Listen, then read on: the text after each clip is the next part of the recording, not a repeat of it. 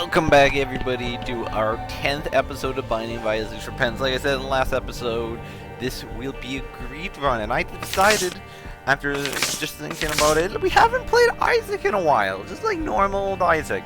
So I think we're gonna do an Isaac greed run, and I'm recording this not long after the last episode. The last episode was just like not like really fun topic to talk about, you know. It was just really heavy about me basically complaining. So I was like thinking, you know, why don't we talk about something a little bit more lighthearted in this episode? So I was just thinking about how I like my road trips and the vacations I've gone on throughout my life, and like what one would I say was my favorite? I'd probably say my favorite one was when we took a Disney trip up to Alaska. And that was gorgeous. Like, my parents, specifically I should say my mom, is like a huge Disney buff. Like the thing where their parents would always RV them down to Disney World, and that was like their summer trip. Camping. That was like the two trips. And my mom became like a huge Disney trip.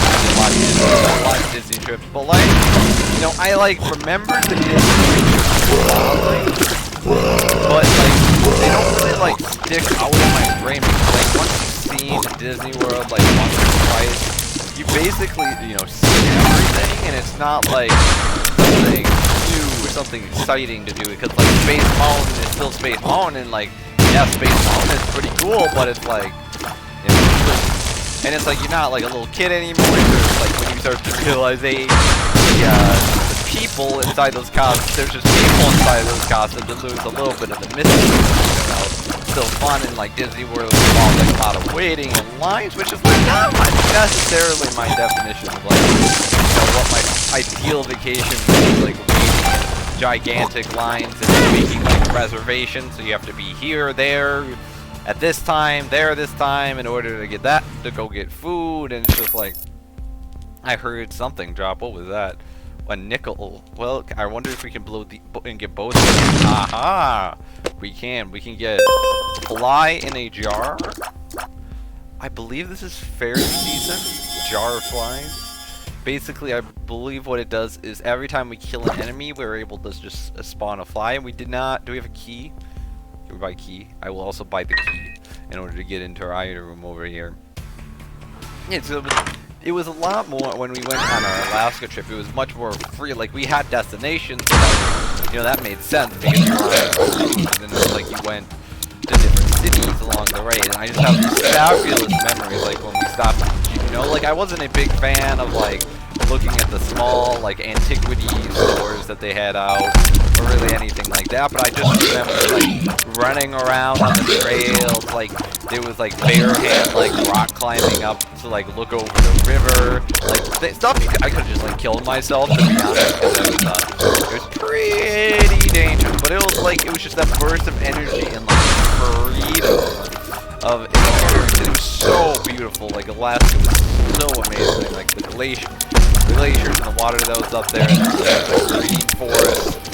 It was just absolutely stunning. So I would highly recommend it for the chance. And it was like we were planning on taking a road trip.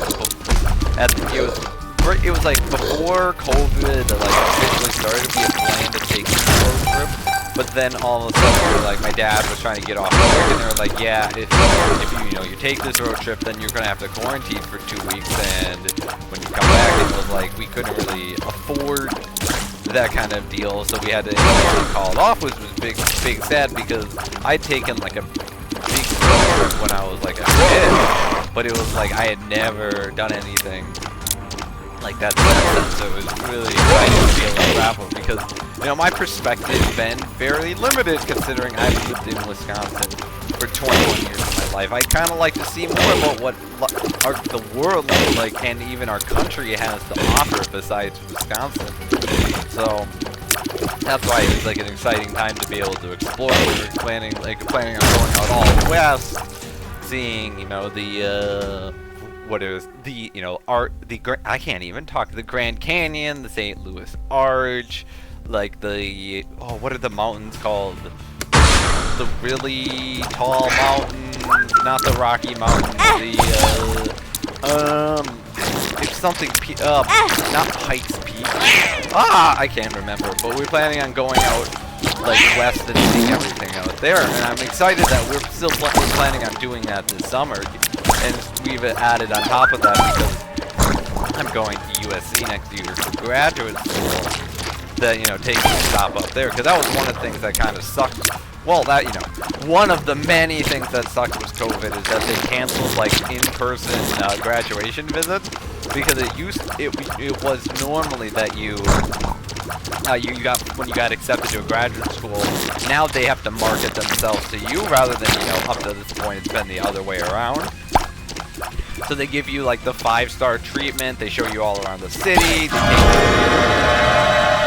a devil deal, 2 black cards, I won't turn that down.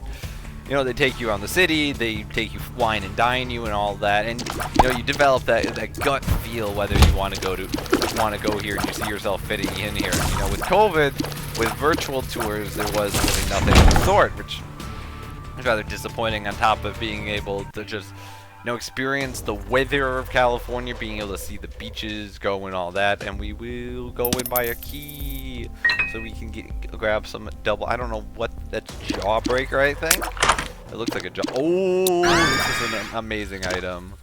So basically, it absolutely, like, nerfs our attack speed, but we have tons of damage, which is great. And also, if we, like, kill a weak enemy like that, which has, like, so if our tier, like, basically, let's say your tier does 15 damage, right, and the enemy has 10 health, then it will do that 10 health to the enemy, and then still, the tier will still keep moving onward with the potential to do 5. So, you know, your tiers are always going to be able to do their maximum damage, which is it's a nice combination with shielded tiers too, because I can, like, block a tier and then still do damage to people.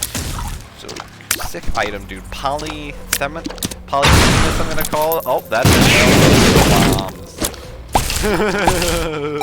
that is terrifying. Now we can get a bunch of flies.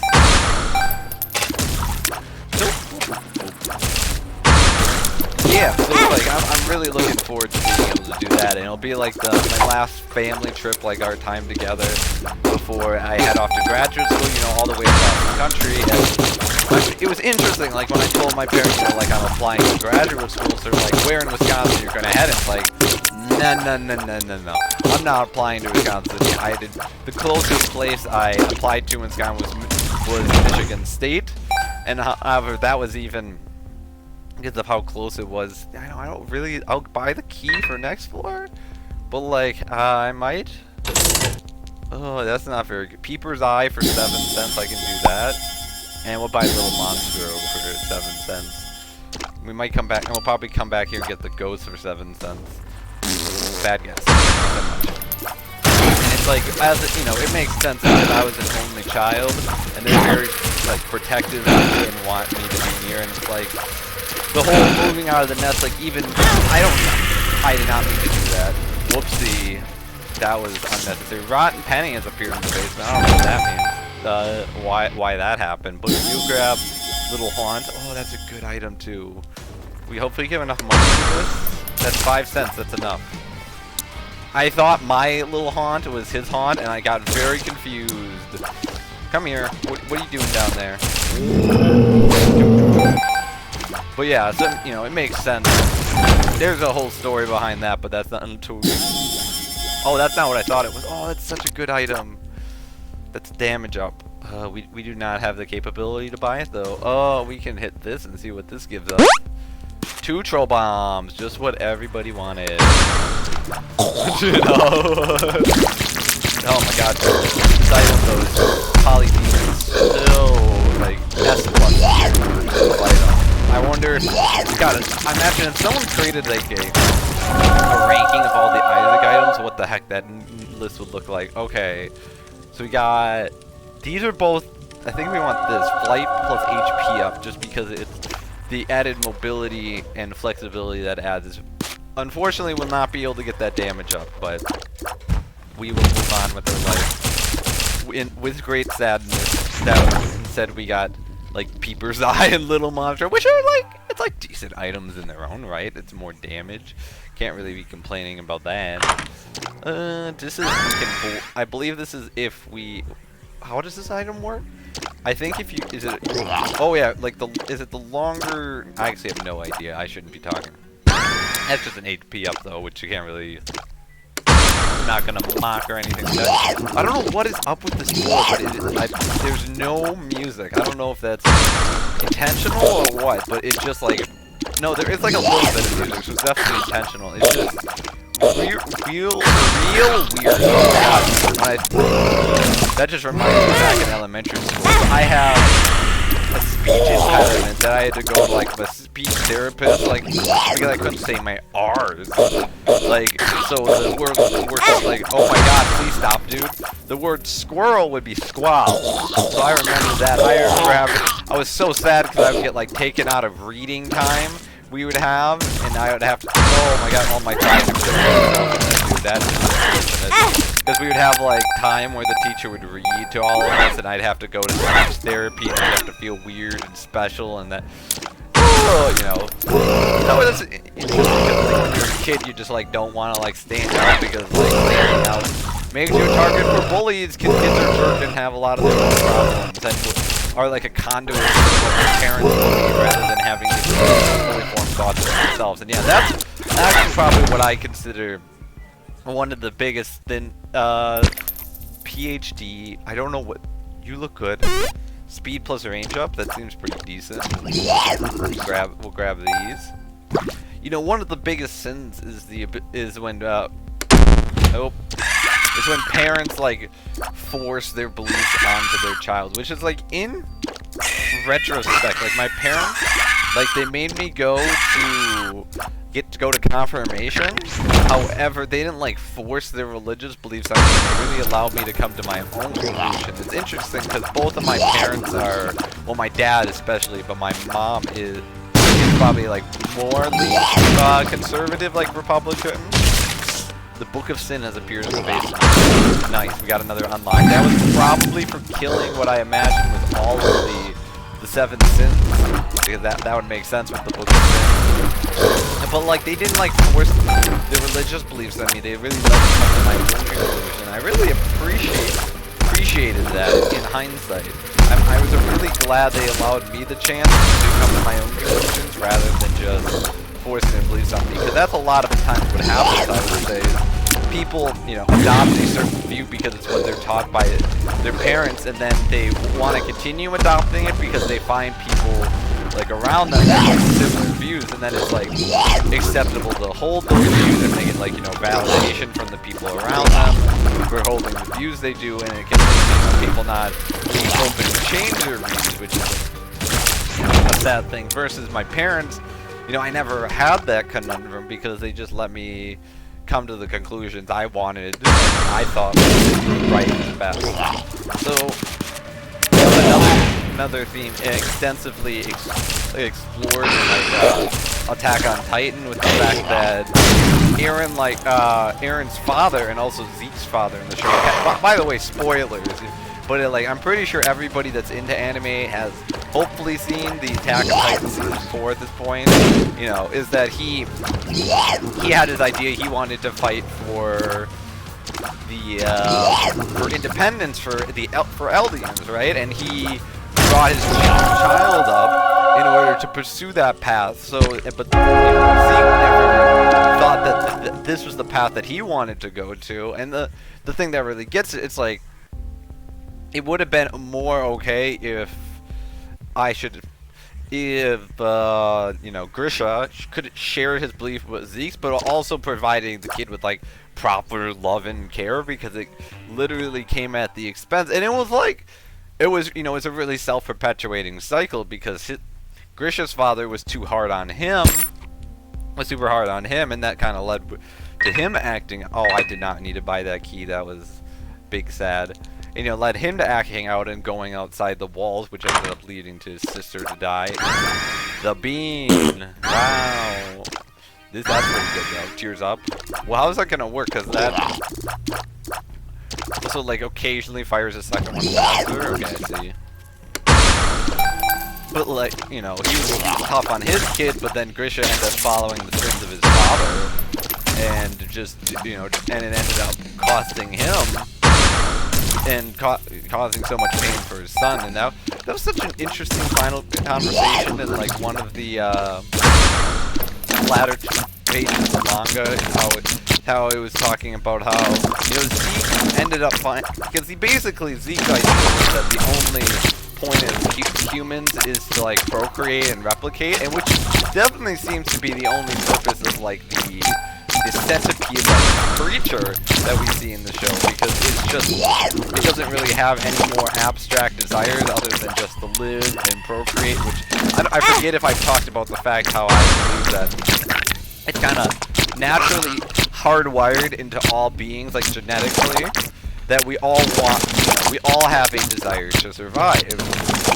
Because, like, otherwise, evolutionary-wise, like, why would, you know, why would an entity, a living creature, just, like, strive to survive? If they, like, imagine genetically if you had a creature that had it hardwired that it wanted to survive, versus a creature that didn't. Well, evolutionarily, the one that is hardwired to survive is going to be more likely to procreate and pass on genes, and those genes are going to be the ones more likely passed on generationally, and then eventually it just becomes like a common trait of the population as a whole. These items all kind of suck.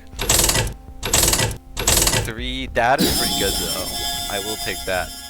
That is size, that gives us damage down, really. That's interesting. So, you know, that's like kind of the argument for why I believe that all living creatures have a abstract desire to survive. It's like, you see a bacteria, right? Like, why does it live? It doesn't have any abstract thought. It doesn't aspire to anything more than just procreating. But humans are a little bit different, and I would say humans are different because all of a sudden one day, our ancestors evolved complex, like abstract, complex thought, and we started to realize, whoa.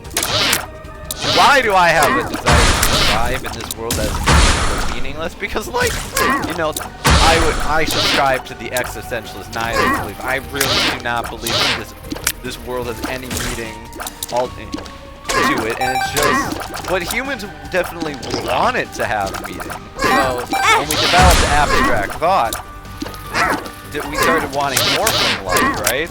And so we started finding things that could bring us joy and satisfaction and fulfillment and like belonging, and can make us feel good. And you know, there's an argument to be made that the ultimate, like the striving of humanity, this is tier size up plus a range. Like what humanity should strive for is to minimize preventable suffering while trying to obtain the maximum like pleasure possible. But you know, and the idea behind that, I guess you could argue that is that, you know, that pleasure that you get needs to not come at the expense of other people, which you know, humans I would say are notoriously bad at because they leverage other people to get what they want, not caring about the expense done to that other person. So you know, my thought is we develop abstract thought, and then that's when ideas like religion, it's because we wanted to start answering questions like, why do we have a desire to survive in a world that is meaningless? And well, you know, the Bible provides all those answers for you.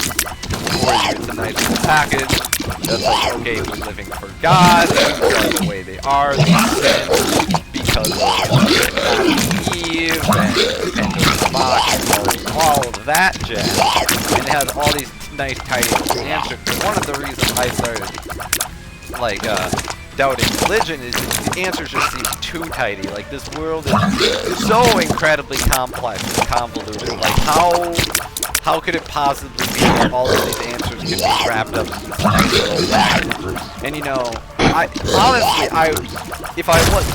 have the mind I have, well, I think we'll take the shield, because Book of Revelations, well, a good item I would rather keep. It comes at the cost of our flies. Yeah, so let's just go down to the next floor. But like, so that's why I believe one of the primary reasons religion came in is also the fact that humans when we don't want to live in the reality, we often turn to fantasy, and it's like no wonder why pretty much every person in the world reports that their favorite book is a fantasy novel. Let's see how much damage. We can try this and see how much damage it gives us. And coin purse. Do we? Okay, we'll try the pills. We're in a good spot. Tears up. Okay. Pretty fly. Tears up. Tears up. Tears down. Tears down. Okay, we got 2 tears up though, so that was definitely a pretty solid overall.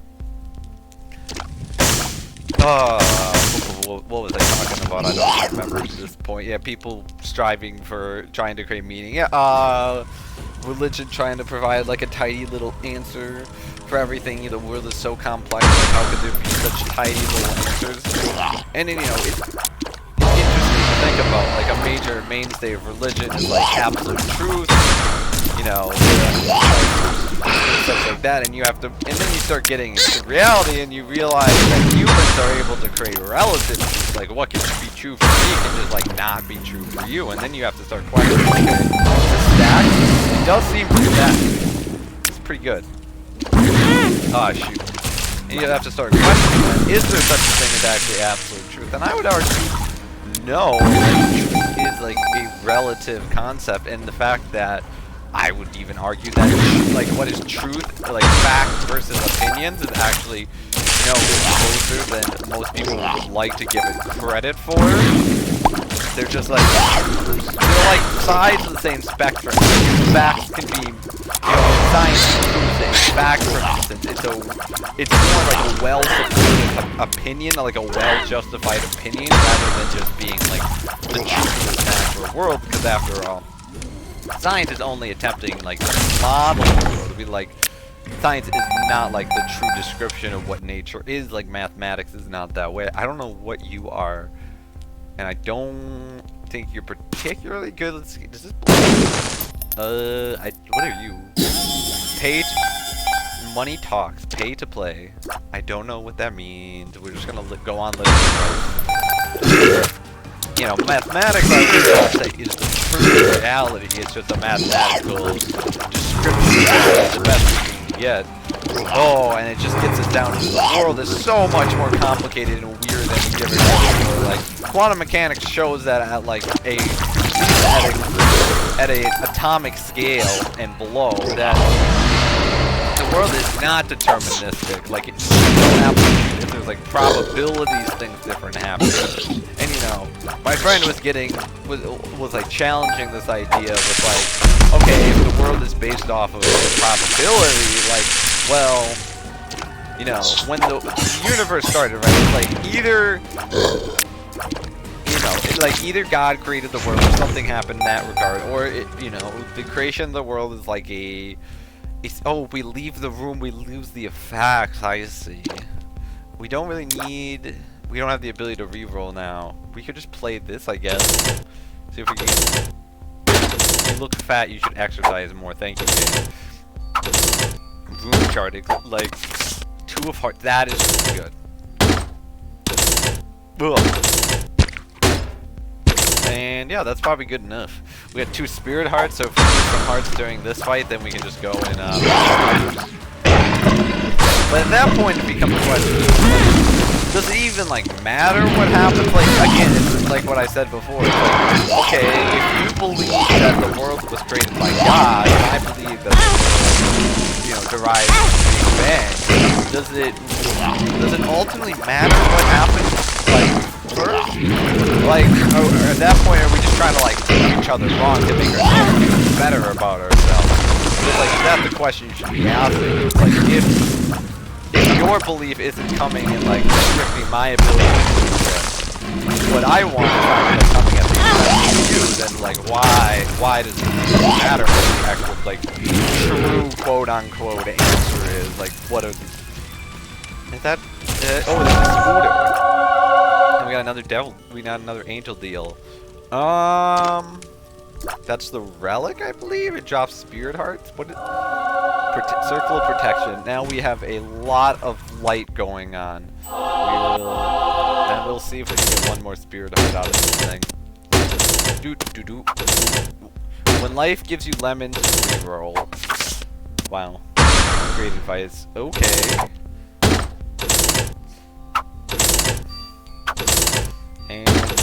And there we go. There's another Spirit Heart. Nice. So we'll definitely take our 2 of Hearts with us, because then we could. That's just more HP for the greed fight. So let's continue on to the next floor, I think.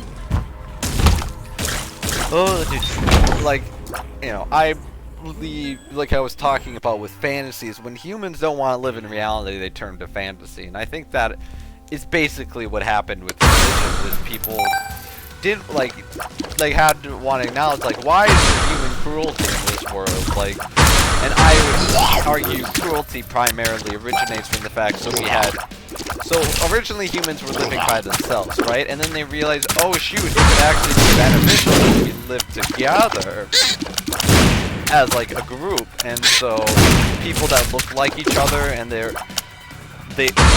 arrive from the same region, they'd have the same concerns, they began to trust each other and began forming what would be the societal norms, because, you know, you had to trust the people that you were working with. So that's why it's much better to work with someone that you trusted, and, you know, rather than someone you thought was just going to stab you in the back at any goddamn moment, to turn on you. So that's why I believe, you know, there's, well, different, you know, societies took different approaches, like, to answering what's, like, societally justifiable. But you'll see a lot of common threads among societies, and I would say that's created because the dynamics of what, like, makes a team and makes society working together is pretty much the same, regardless of where you are in the world. You know, definitely different people that took different approaches to answer that question. But regardless, there were still central ideas that were going to be within every society because of that. That's good. Added, that's just a tiers upgrade. That's a nice, solid tiers upgrade. So then, you know, we develop what but the thing is, that also explains cruelty. Well, people cared for and wanted to protect the people in their tribe. They're also competing against other tribes for a limited amount of resources. So they would develop cruelty because they wanted to make sure the people they cared about and wanted to protect got the resources, while the people they didn't care about and didn't feel the need to protect outside their tribe, you know, didn't get those resources, because ultimately people in the tribal world were living in a zero-sum world, but there was literally a limited amount of food in a given area. You know, when you're still fighting, you know, when we were still like hunters and planters, there's literally a limited amount of deer that you could hunt or other animal to be sustainable and to make sure you would have enough food. So, you know, if there was too many mouths to feed, then guess what?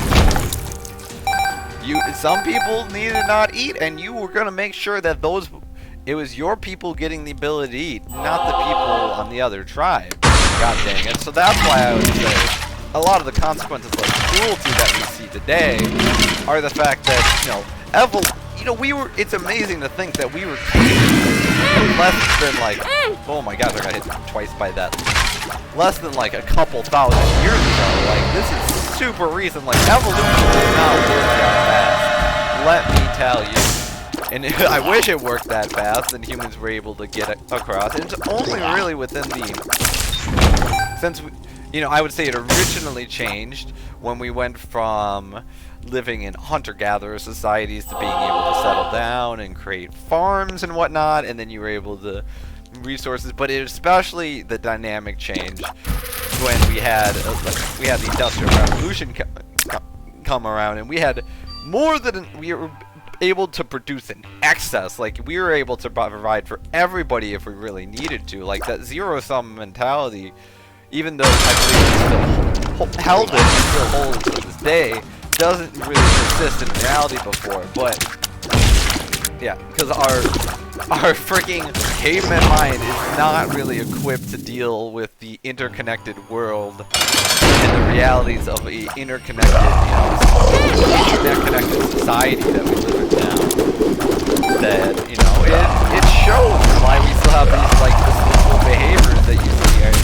You would think are, like, shouldn't be necessary, but they're just horrible. I should really focus on this fight rather than trying to... Okay. Fight's going well so far. We gotta remember we got the 2 of hearts that we are able to use if we want to use it when we get down to like 4 hearts, so, because we're able to get back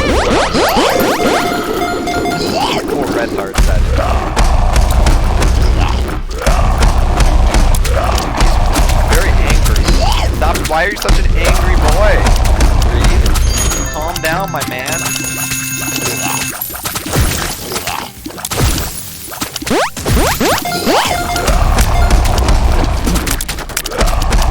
I love how much protection we have though. I don't have to think too much about what I'm doing, and I just kind of like point in the direction of the enemies I'm facing, and then like almost all of the shots are blocked. That's pretty cool. Like, look at that. Oh, those blow up. Major blow up. But this looks like, I'm not gonna call it now, but this looks like to be our first which is really, oh, that's a lot of enemies. Dude, imagine if we had like bloody lust right now. That's so dope. Luckily these guys have full health. There was a lot of throws. Oh my god, they just get him, little Hans. Dude, I think little Hans just like going at him. I was gonna say, you're gonna spawn any down here, dude? Unfortunately, we do not have the wild charge. Oh my god. Again, I'm so glad we got policy. That item is definitely carried this run. Look at little Hans. I think little Hans is really like the underrated MVP here. Like, look at him go. Oh, those are keys that unlock those doors. If we, destroy the I see now. I understand why we should work on actually destroying the key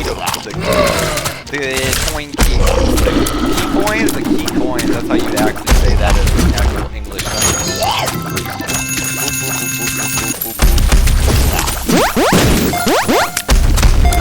Yeah, it looks like this is just gonna be a pretty easy run in the grand scheme of things. Okay, we're gonna actually try to destroy some of these coins.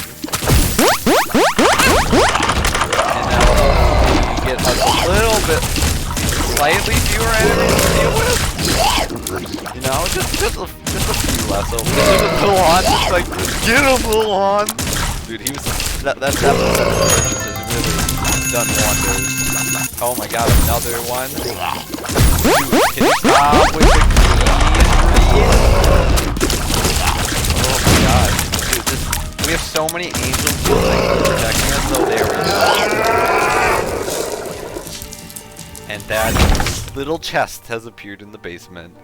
And we literally do not have any money left, and we're not able to donate to that. But yes, that was our first grade run after talking about like my beliefs about how humans came to be for a little bit. I've had very extensive ooh, we should watch this.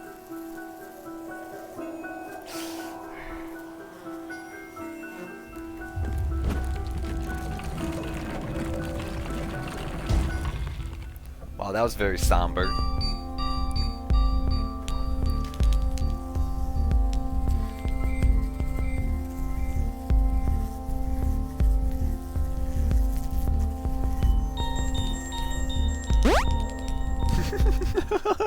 Is that a new character that we can play as? No. I wonder, how do you... I know I've seen a character before that is literally like money. I wonder how you unlock him though. I wonder if you have to like beat greed with a bunch of characters before you're able to access... The only thing we've beaten with Isaac is greed mode. That's weird to think about. We're on a 2-win streak though. Yeah, I've had very long conversations both with a religious person, 2 religious people in fact, and a non-religious person on like the background on my beliefs, and it's just amazing when you're able to have a conversation where both sides, you know, walk away from the conversation like you're not really trying to convince each other of anything. You're just like explaining your views and perspectives, and you're not butthurt if the other person walks away, because you're not expecting the other person to walk away with your views, because a lot of the times they're completely different than your own in a lot of ways. But it really gives you an opportunity to strengthen your views and determine why you believe the way that you do. Because like before I had these conversations, like I believed in evolutionism as a scientist, but I really didn't understand, like, personally, why I would ascribe to anything like that. It was just like, hey, it's a scientific theory. It's really well supported. Darwin's it was a chill dude. You know, you had the burbs on I can't even remember the island's name. I could put myself on the spot. Oh, the burbs, the finches, yes. But you really are able to define down why you actually believe in it and talk about and form your basis for why you came to believe what you believe. And why, you know, you might ask me, I did mention before, like, optimistic nihilism. It's basically the belief that, you know, this universe has absolutely no meaning. Like, nothing in life has meaning, but that's why it's so satisfying to create something in life, because it's really an uphill battle against what I see as entropy. Entropy is really trying to reduce everything to its most chaotic form. And when you create something, you create meaning, you're really going against that disorder, because you're able to put stuff together and create meaning out of that. That's why I think one of the reasons I think people find such a satisfaction in being able to create something, and why nowadays in the late stage capitalism we see each other in, when most people are not working to create a product from start to finish. I think there's a lack of fulfillment in work. And it leads to what I would see as the eternal struggle of class, and within that there's the struggles of race, gender as well. Basically the external characteristics that we've created to judge each other and classify people. One of my friends told me that I really enjoy the Communist Manifesto, because apparently the first line of that is very similar to my idea of eternal struggle. Like, the history of human conflict has been bathed in class conflicts or something to that degree. Never read it, actually. I knew of it, but I never actually read it. And it's just interesting to see myself come to a lot of the same conclusions as those people did independently. Like Sartre, the idea of, you know, I finally understood why, like, he used the myth of Sisyphus as an illusion for, you know, the meaning is life. We're just like an eternal struggle to push a boulder back up a hill for it to just, and then we try to keep it balanced on the top, but however that's feeble because it's inevitably going to fall down. And in that struggle, you know, some people work together to push their boulders up together, while some people get enjoyment of trying to push down on other people's boulders and making life harder for them. My friend and I were talking about the myth of Sisyphus, and they were like, yeah, what I've kind of decided to do is just not push the boulder up at all. And my, like, return to that is, like, I think life is intrinsically, you know, suffering and having to push the boulder up, so trying to run away from that is just going to end up causing more suffering. It's better to figure out how to push the boulder in the best way rather than refusing to push the boulder at all, because I think life is going to put you back in front of the boulder again no matter what you want. But that's enough deep thoughts with now. I have way more fun with conversations like that than talking about the weird, the silly, I would say, conflict among housing and whatnot. But if you enjoyed all my rambling, if you enjoyed the episode, if you stuck around this, you know, this far, let me know down in the comments. You're a true G, and, you know, I would appreciate it if you subscribe. Don't like asking for these things, like I always said, but I really want to spread these videos to other people because I'm just having so much fun doing this. So I think next time, because we just did Green Mud and we did a challenge run before that, we are going to just do a regular run, and we'll see when we get there what character I decide to do. And I'm actually probably going to look up how to unlock the, I think his name is Keeper, the character we saw at when we beat Greed Mode. I'm just kind of curious how to unlock him, and I'll probably let you guys know next time. But until then, everyone, see ya.